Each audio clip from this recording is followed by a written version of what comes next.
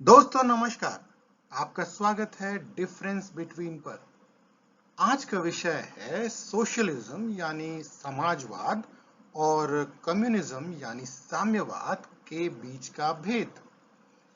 ये दोनों शब्द अक्सर आपने राजनीति, अर्थव्यवस्था और इतिहास में जरूर सुने होंगे, लेकिन क्या आप जानते हैं इनमें असल फर्क क्या है?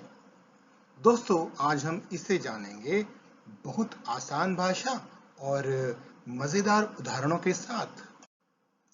तो चलिए शुरू करते हैं सोशलिज्म के साथ यानी समाजवाद के साथ। क्या है समाजवाद? What is socialism? चलिए इसे उदाहरण से समझते हैं। सोचिए एक स्कूल की कैंटीन में 10 समोसे हैं और बच्चे हैं 15।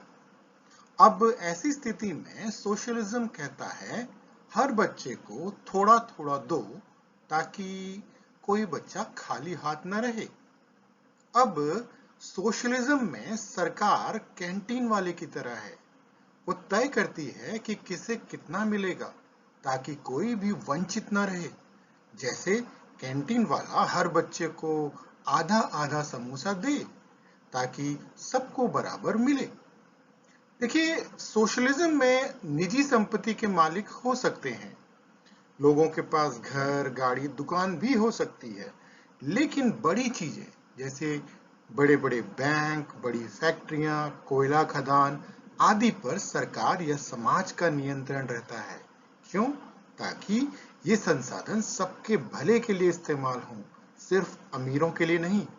और एक बात और, सोशलिज्म में मेहनत और पढ़ाई की भी कद्र होती है। उदाहरण के लिए अगर कोई बच्चा पढ़ाई में अच्छा है तो उसे अतिरिक्त छात्रवृत्ति यानी स्कॉलरशिप या बेहतर कॉलेज में दाखिले का मौका मिल सकता है। लेकिन सरकार ये भी देखती है कि कमजोर बच्चा पीछे न छूटे, इसलिए उसे वो फ्री किताबें, मिड डे मील जैसी सुविधाएं आदि प्रदान करती है।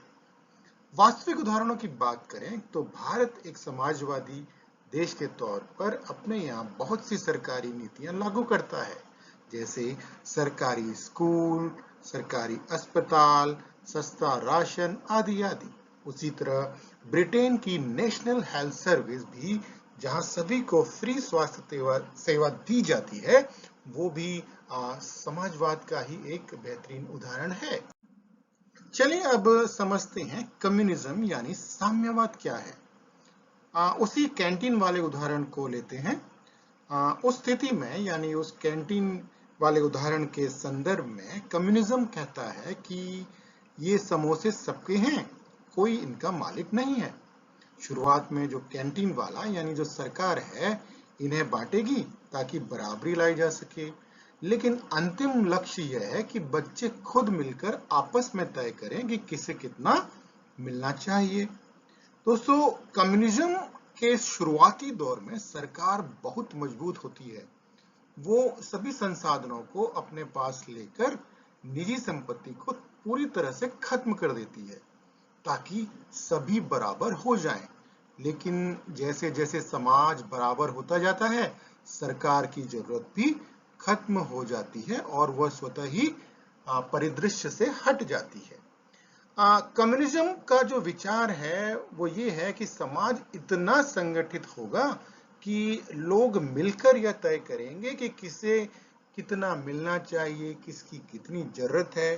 जैसे ऊपर के अगर उदाहरण की बात करें तो जो बच्चा ज्यादा भूखा नहीं है वो समोसा नहीं लेगा, और जिसे ज्यादा भूख है उसे 2 या 3 समोसे मिल सकते हैं। एक और बात, कम्युनिज्म में सबको बराबर माना जाता है, चाहे कोई ज्यादा मेहनती हो या ज्यादा पढ़ा लिखा हो। क्यों?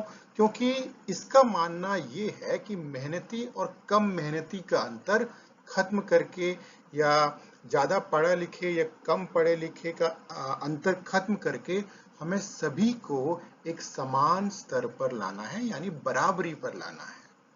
उदाहरण देखें अगर हम तो सोवियत संघ यानी पूर्व यूएसएसआर, जहां सरकार ने सभी फैक्ट्रियां और जमीन अपने अधीन कर दी हैं।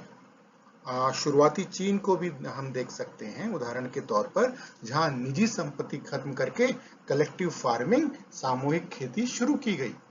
एक उदाहरण क्यूबा का भी है, जहां हर किसी को समान राशन और सुविधाएं दी जाती हैं।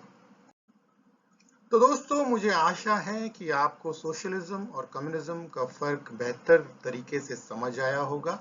सोशलिज्म यानी सरकार संसाधनों को संभालती है और निजी संपत्ति सीमित होती है, और साथ साथ आपकी मेहनत, योग्यता को भी महत्व दिया जाता है। वहीं अगर कम्युनिज्म की बात करें तो इसमें शुरुआत में सरकार सब कुछ नियंत्रित करती है, लेकिन अंतिम लक्ष्य ये होता है कि सब कुछ समाज के हाथ में हो और सरकार की जरूरत ही ना रहे।